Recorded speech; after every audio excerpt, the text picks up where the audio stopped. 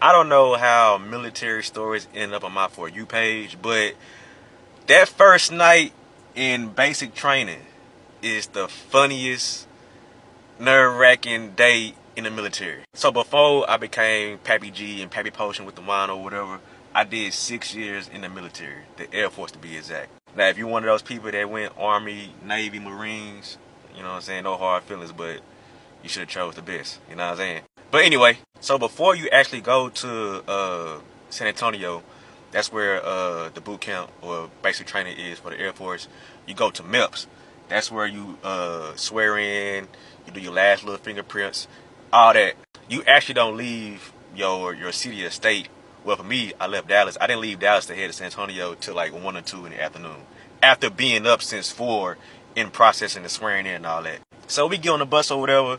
Everybody that's going to, basic, they talking cash money shit. Talking about, I wish a T.I. would get in my face and yell in my face, blah, blah, blah. Mine, just like a 4-hour ride. So they just talking and, capping and all that. So before you get to Lackland, you're going to stop at a place called Ryan's. Ryan's is basically like a Golden Corral. It's like your last civilian meal. So when you go to the spot, make sure you eat as much as you can because your whole diet finna change.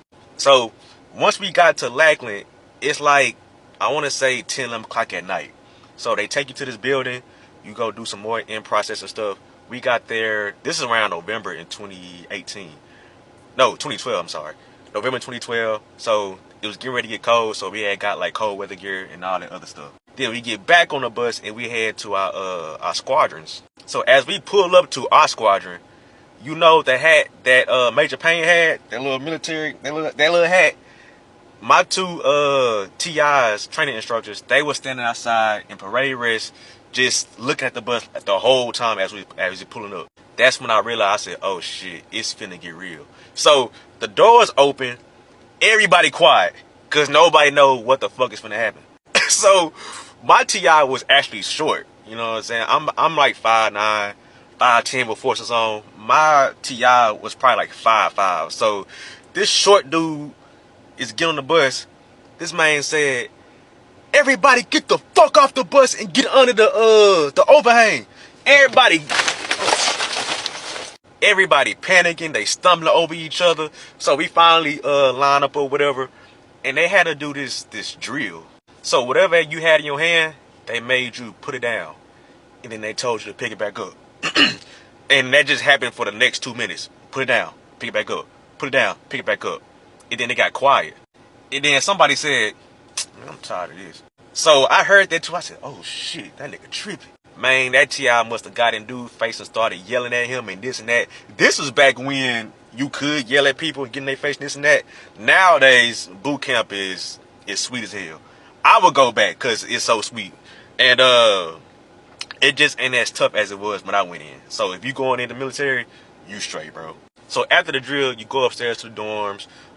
Everybody's still kind of quiet and panicking. Don't know what the fuck finna happen. But in the back of my head, I'm looking at dude that was on the bus capping in high side and talking about, yeah, I wish that motherfucker would talk to me like that, yelling in my face.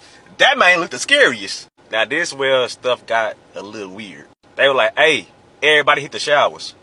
So everybody kind of like confused and looking at each other. He said, hey, everybody hit the motherfucking showers. So everybody, oh shit, going to the shower, grabbing their shit. So the showers in boot camp is like 4 columns, and each column got like 5 or 6 shower heads on it. And then it's like 50 of y'all that got a shower. So you're basically lined up in the bathroom naked, waiting to shower. And everybody has to be showered in 5 minutes. You know what I'm saying? And it's funny because you don't want to be that person that looks at another dude. So what I was doing, I was just looking up the whole time. I ain't want to see nobody. I ain't want nobody to see me. I ain't want to give off the wrong impression that I'm trying to be, you know what I'm saying, fruity or sweet. So it was just weird. If you ain't never experienced that, that's going to be very uncomfortable. So after that happens, everybody showered, they got their clothes on. We go to this thing called the day room. It's basically like a common area inside your dorm. They got us sitting crisscross applesauce on this hard ass ground. And he's talking about the address. He's giving us the address to write our parents and this and that. And so it's quiet. And all you hear is. So everybody look over. It's a dude crying in boot camp, bruh. I'll never forget this dude. His name was White. Trainee White. My TI said, "What the hell are you crying for?" That man said, "I'm nervous, sir." Listen, I could talk about the military all day, so y'all let me know in the comments if y'all want part 2.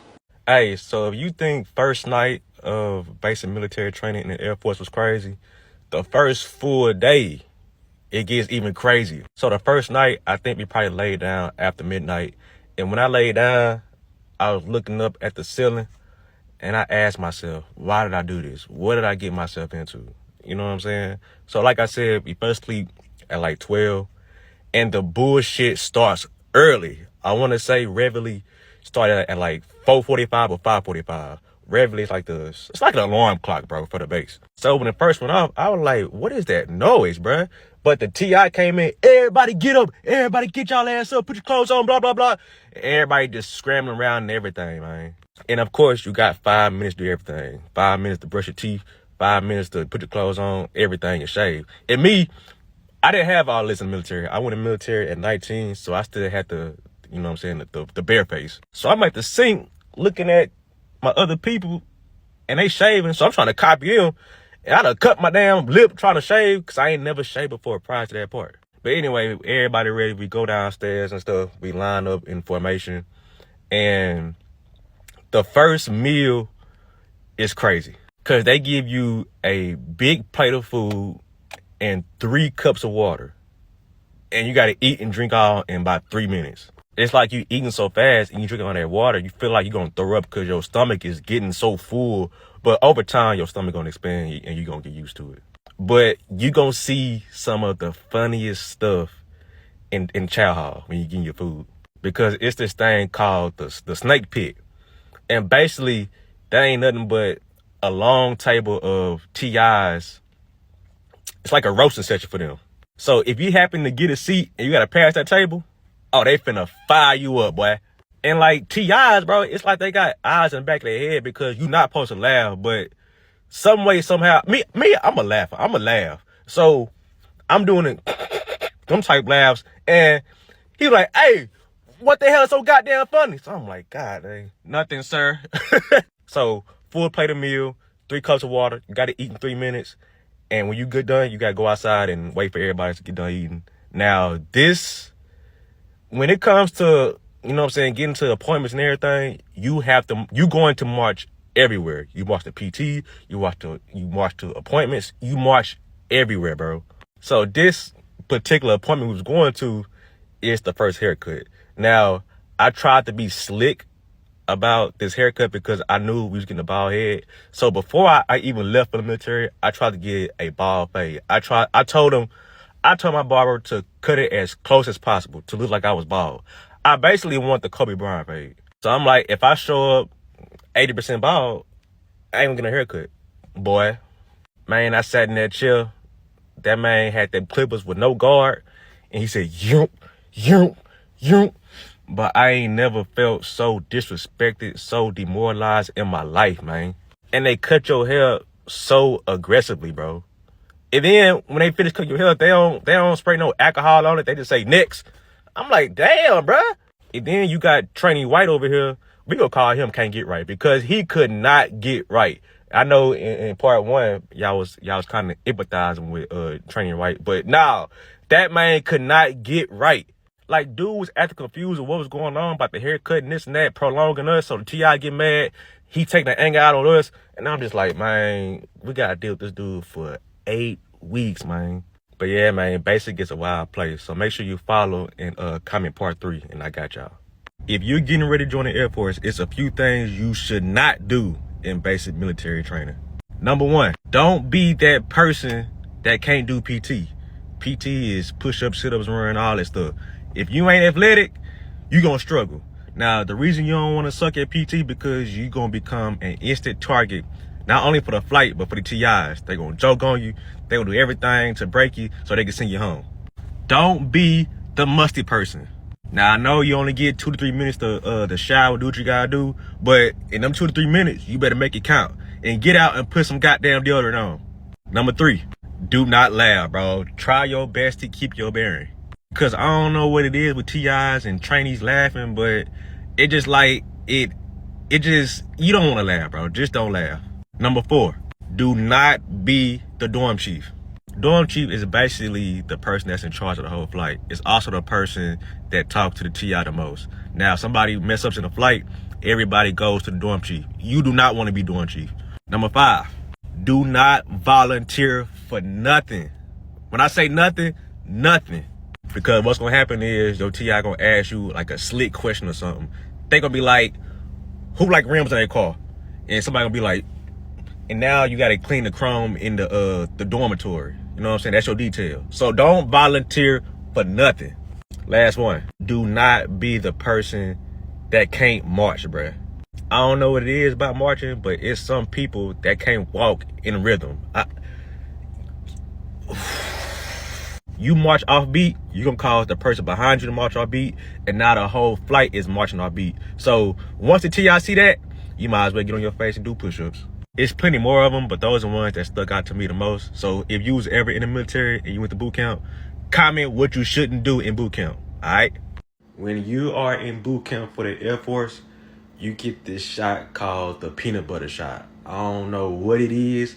I don't know what's in it. All I know is it go like on the top of your butt cheek, bro.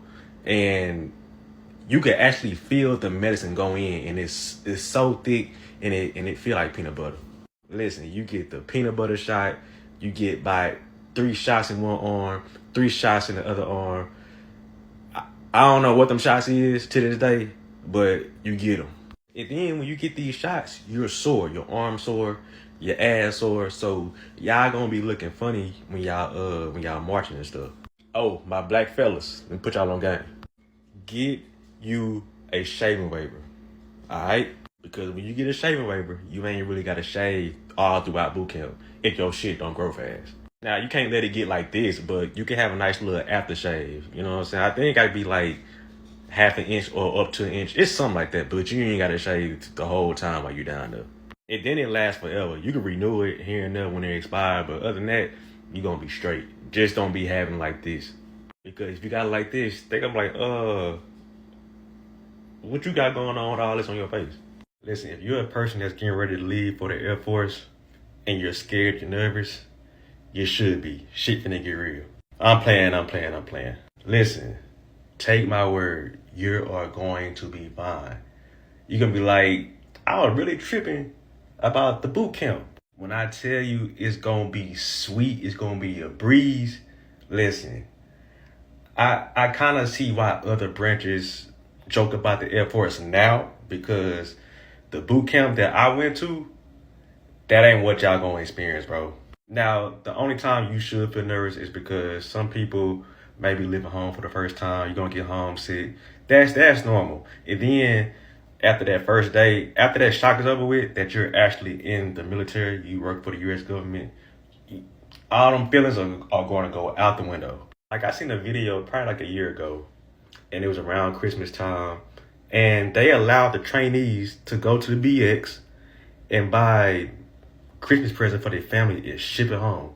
And then they are allowed to have their phones like regular now. In boot camp, when I went through, you get your phone once a week. You got 5 minutes to make a phone call or whatever. And you know, as my time was ending in the Air Force, as I was getting ready to go out, the new airmen that was getting ready to come in, they was a little sweet, they was a little soft. And I know why they're soft, because boot camp is soft. You know what I'm saying? So if you're getting ready to leave for the Air Force and you're nervous and you're scared, you're going to be just fine. Trust me.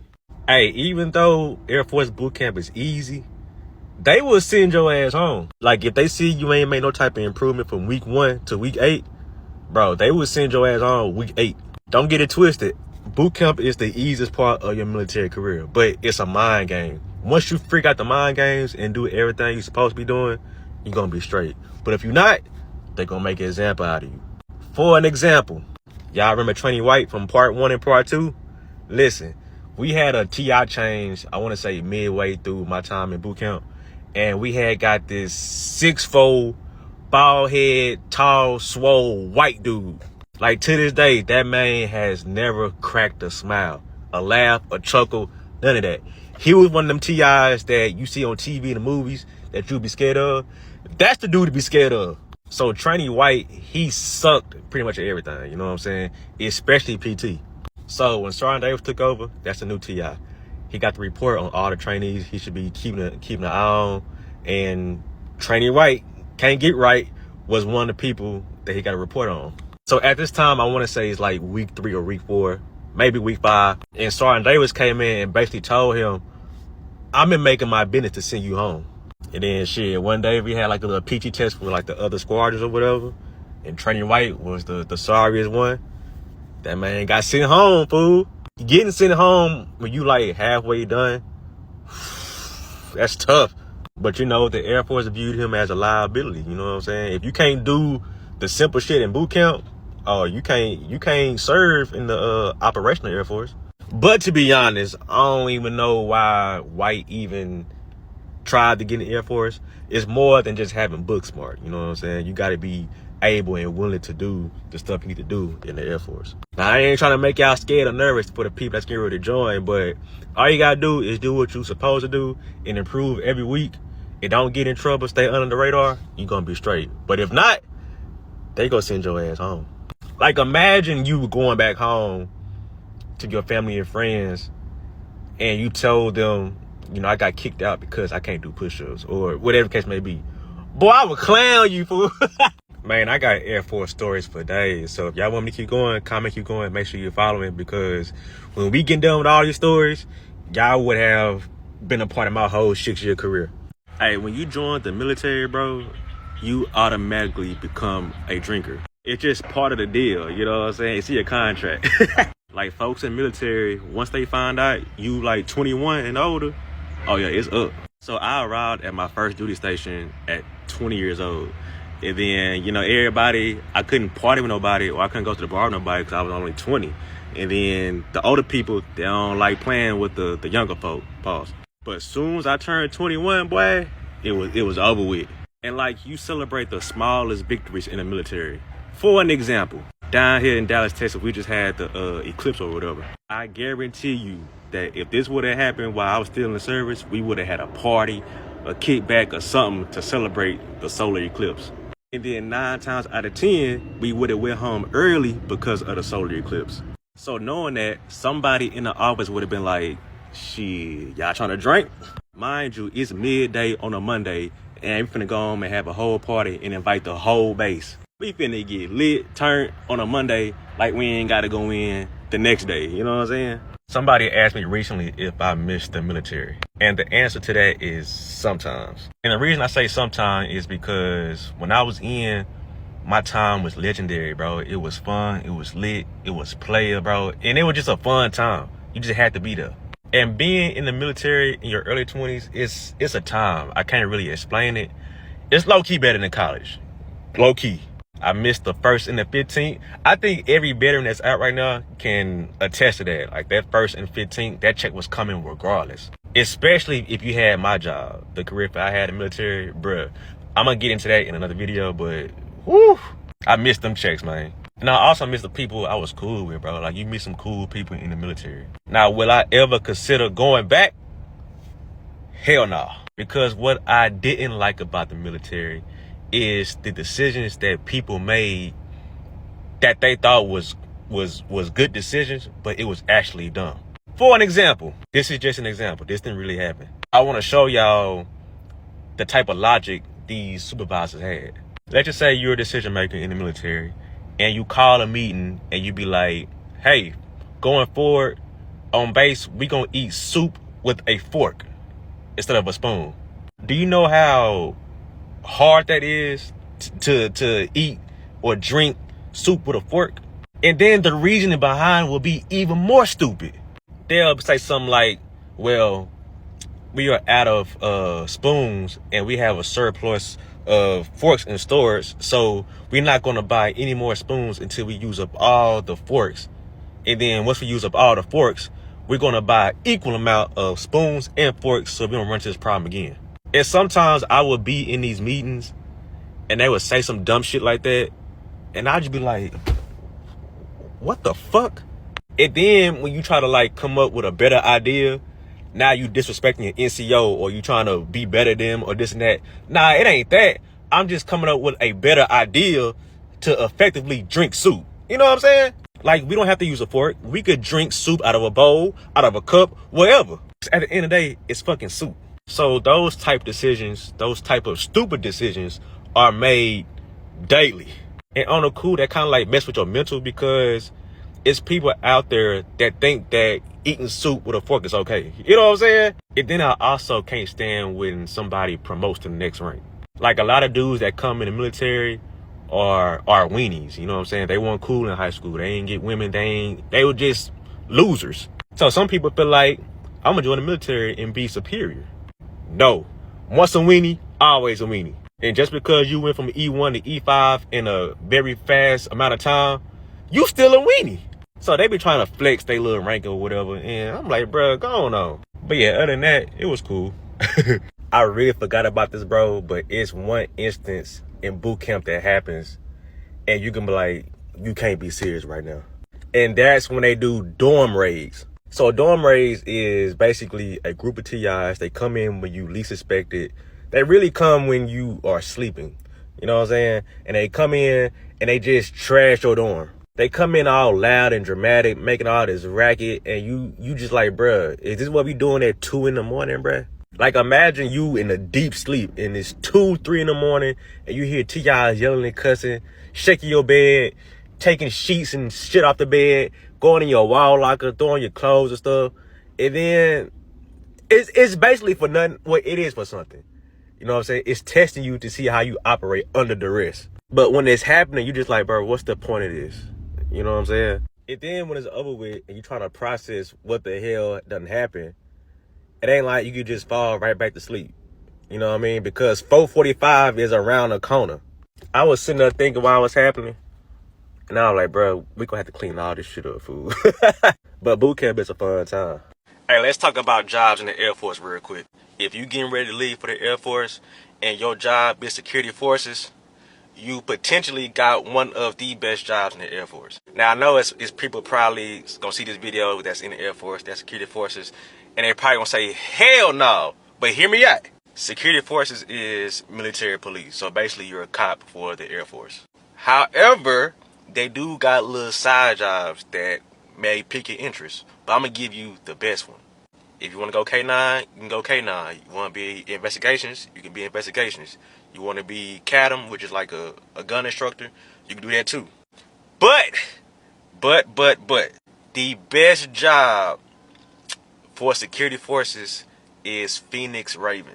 Phoenix Raven is basically something like an air marshal for the Air Force. Little slight differences, but Phoenix Raven provides security for the plane and cargo in places that got bad security, such as Iraq and Afghanistan and so forth. The reason why this is the best job, not only in security forces, but in the Air Force in general, is because the amount of travel you do on the Air Force Dime. And the pay. I was a E3 and E4 while being a Raven, but I was making the pay of an E8 monthly. Can't no other job provide those type of checks like a Phoenix Raven. Now, being a Phoenix Raven ain't easy, you know what I'm saying? Don't get it twisted. To be a Phoenix Raven, you have to get your ass whooped for about a month and a half, 2 months. But before that, you have to be at one of these 5 or 6 bases. You have to be at Dover Air Force Base, Travis, Charleston, MacDill, Andrews, and McGuire. Now, if you ain't at one of them 6 bases, don't even think about it. You can't do Raven. I'm going to tell you right now, if you can't do PT, do not try for Raven. You're going to hurt yourself. If you ain't never been punched in the face, don't try for Raven. You're going to hurt yourself. When you become a Raven on your base, people are going to be in awe of you and jealous of you. Just because they tried out and couldn't do it, or they just physically can't do it, whatever the case may be, they're going to hate on you. But they're also going to be in awe of you because you're going to wear a flight suit. A flight suit is basically like a onesie. If you ever seen Top Gun and you see Tom Cruise wear like that green jumpsuit, that's a flight suit. I'm trying to tell you, walking around that base with that flight suit and that beret, hey, they going to look at you different. And then a lot of people on the base know what Ravens are. You know what I'm saying? So, hey, they going to be trying to get at you. Trust me. But without Raven, security forces, like that little video your recruiter show you to get you to do security forces, that's cap. Can you do that? Yeah, but the reality of it, you not doing none of that. Depending on what base you go to, security forces can be cool. But at my base, if it wasn't for Raven, my 6 years in the Air Force would have been miserable. It would have been hell. Because you're going to be stuck on the main gate. You're going to be stuck on the housing gate. You're going to be stuck on the flight line and search pit. And I'm going to keep it real with you, bro. In order to get like the patrols, you got to be either high speed, meaning you know your shit. Like, I know my shit, but I'm not no kiss ass. I'm not finna kiss nobody ass to do a patrol. And for all my retired flight chief and NCOs that may see this video, I ain't trying to hear none of that shit you talking about. Because y'all showed favoritism to people y'all want to patrols. And that's facts, bro. But hey, I was a Raven, so I wasn't you tripping. So if you security forces, go Raven, bro. Thank me later. So Air Force boot camp is easy, right? But one of the things that I had struggled with like the first few days was not being able to snack when I want to. Like I went in around 2012 and I think at that point I was on the purple bag of Skittles real heavy. It was Skittles, it was cookies, chips, whatever the case may be. I'm just a snacking ass dude. And you know, I had the free will to go get whatever snack I wanted at any time when I was at the crib. But when I got to basic, them first 3 nights, man, you on a strict schedule. Well, a strict diet. You got 3 meals a day, no snack in between, no juice, no soda, straight water. I remember one time me and my bunk mate, we was sitting there talking and we was asking each other like what's gonna be the first thing, what's gonna be our first meal once we got out of boot camp. Knowing me, I probably said either some pasta or some wings, but I for sure said, bruh, I'm finna go find the biggest bag of purple Skittles. Like once you get over them cravings, you gonna be straight. Alright, so the people that's getting ready to leave for Air Force boot camp soon, I'm gonna give y'all like a little sneak peek of what a day-to-day looks like. Contrary to belief, you spend like a good 50 to 60% of your time in a classroom. Like make sure you pay attention though, because at the end of like the 8 weeks, you take like this long ass final exam or something like that. So wake up is every morning at 04:45 except on Sundays, okay? And then you put your PT gear on, you go downstairs formation. I think you've seen the Air Force song and the national anthem. I'm not sure if they had announcements, but I think they do. But if not, anyway, then you go and do PT. And once PT's over with, you go back upstairs, you shower, put your ABUs on, and then you go back downstairs and you're going to have breakfast. Depending on what week it is, because some weeks you have like a big event to do. Like, I think week 3, you do like the pugil sticks. And then I think week 6, you do like the obstacle course. 1 week you do the gas chamber, which I'm going to tell y'all about that. But after breakfast, you go back outside of formation and you either march to class or you march to an appointment. So you have class or whatever you do from that morning time up until like noon. Then you go to lunch. After lunch, you get back in formation and you go to another class or another appointment. It just depends on what day it is. Some days are long and some days are short. Now, after that next appointment or class, you march back to your squadron and you have dinner. After dinner, you go back up to your dorm room, you shower, you got like downtime. And it's not really downtime. You're just not doing any work, but you for sure doing something, whether that's making your bed up, making sure your uniform ain't got no threads on them. You doing something productive. You're not just chilling. And then at some point, your TI gonna be like, hey, this is what for tomorrow. Y'all gonna go through y'all day to see what happens and go to sleep. And that's rinse and repeat for 8 weeks. It may have changed now because this was like 10 years ago, but it's something along those lines of what I just shared. One thing a black dude gonna buy in the military with their money is some shoes. Shoes, clothes, and liquor. I ain't gonna lie, growing up, I wasn't a sneakerhead. I was an Air Force One head because that's all we wore.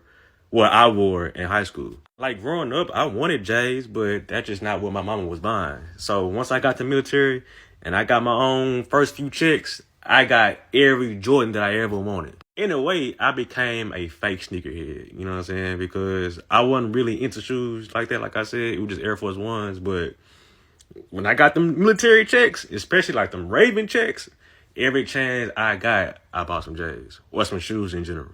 Especially with deployment money, bruh.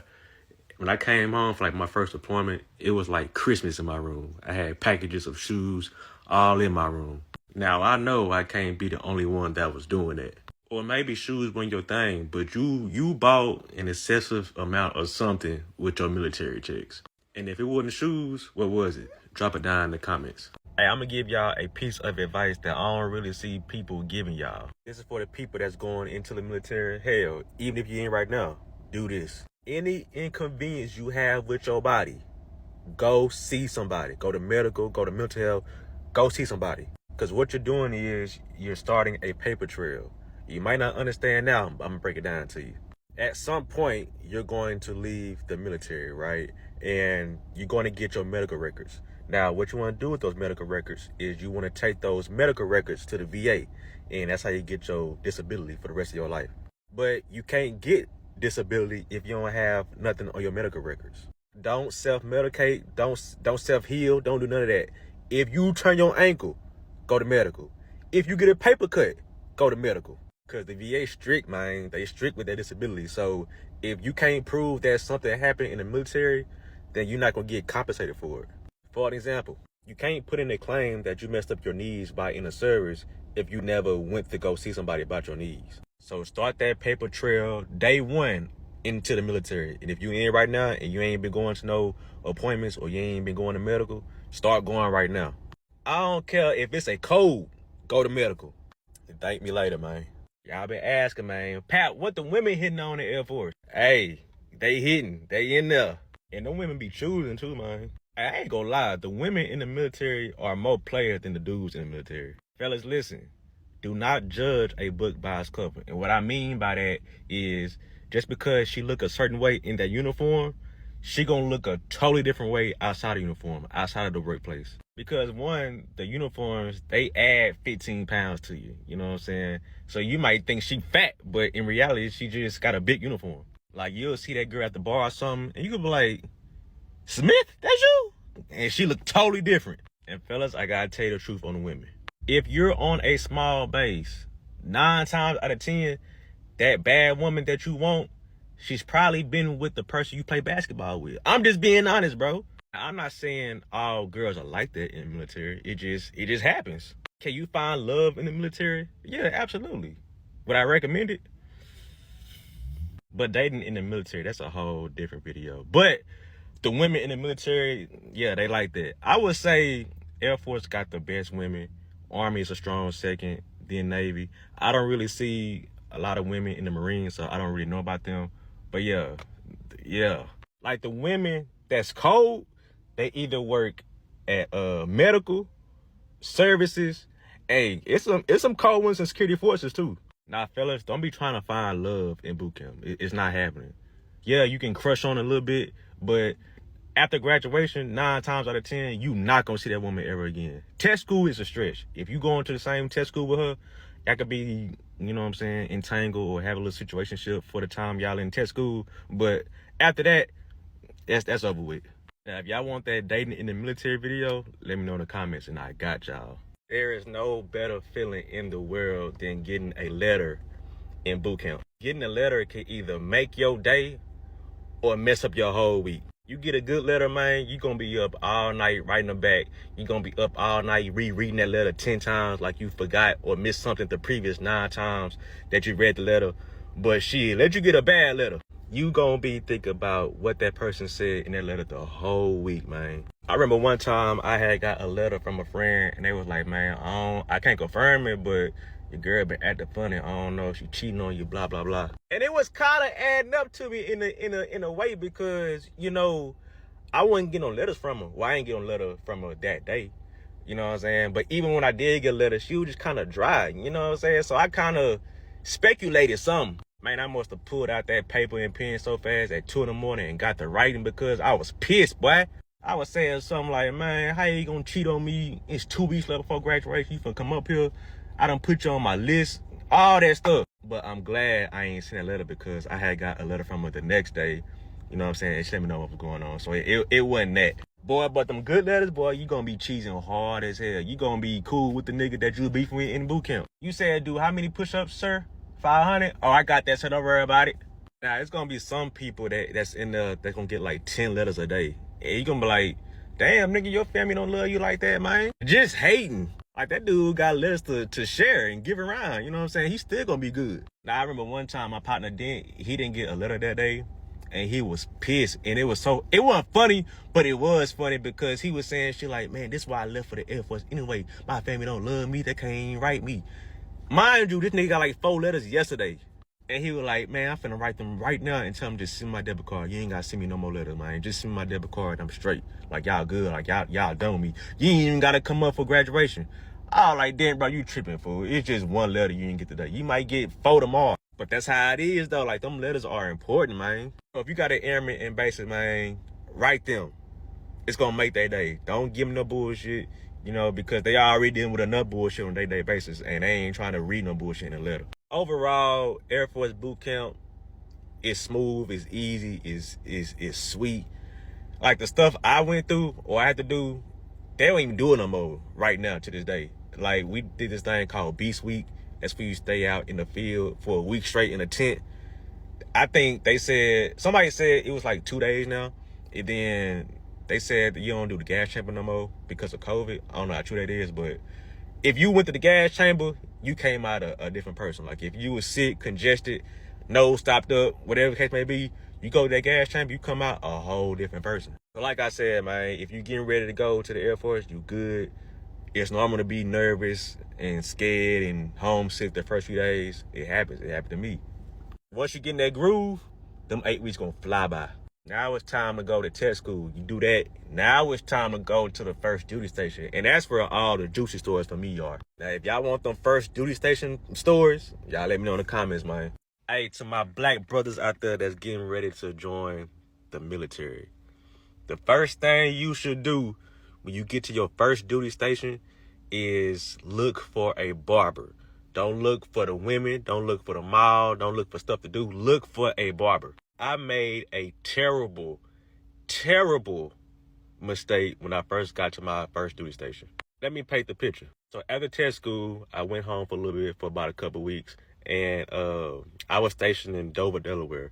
So from Dallas, Texas to Dover, Delaware is about a 24-hour drive. So between graduating test school and getting to your first duty station, you're going to be in contact with your sponsor on your first base. A sponsor is basically somebody that's going to help you in process, basically. I was telling him, hey, it's about a 24-hour drive from Dallas to Dover, Delaware. And he was like, cool, take your time.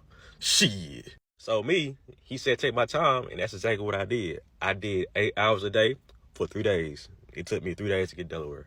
So I had a haircut leaving Dallas. But, you know, over 3 days, you know, your haircut get a little stale. You know what I'm saying? So when I finally got to the base, it was Monday evening. So I didn't really get to do anything. You know what I'm saying? So I go into my dorm, I get checked in, and he told me, since you just got here off the road, take the next day off, and we'll start in processing on Wednesday. So mind you, it's been about 5 days since I had a haircut. You know what I'm saying? So now I'm starting to get a little rough looking. So the next morning I wake up and do some in processing stuff. In processing means you letting the base know that you arrived and you're checking in for duty and all that stuff. So now it's Thursday, Friday-ish at this time. Now it's been a week and a day since I had a haircut. So now I'm looking super rough.